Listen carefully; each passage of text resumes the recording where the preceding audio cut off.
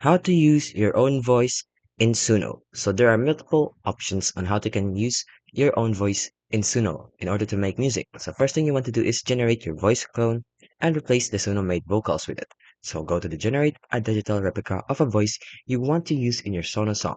To do that, head over to the voice cloner, select the files to upload the audio recording of your own or someone else's voice. And then what you need to do next is add the file. The voice cloner will start creating the voice pack.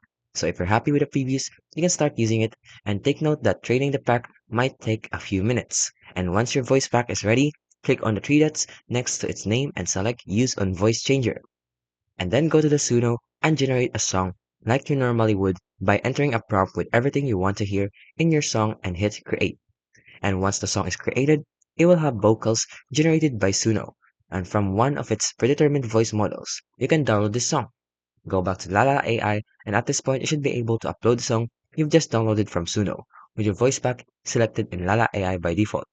Upload the song by clicking Choose Audio or Video, and wait for a few minutes to let Lala AI voice changer to replace the Suno vocals with your new voice from the voice pack.